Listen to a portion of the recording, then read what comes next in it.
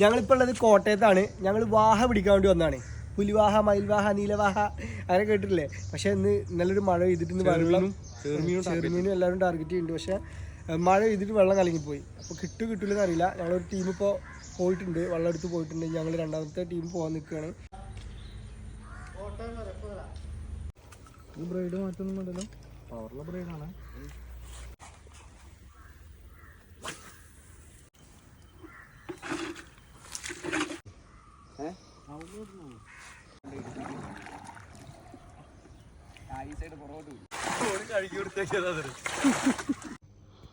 ഈ സാധനത്തിനുണ്ട് ഞങ്ങൾ പിടിക്കാൻ പോകുന്നത്. ഇവിടുത്തെ സാഗർ പിടിച്ചു വെച്ച സാധനമാണ്. വാഹ പിടിക്കാൻ വന്നതാണ്.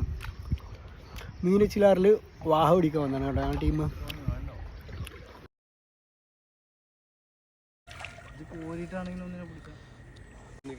ഇതാണ്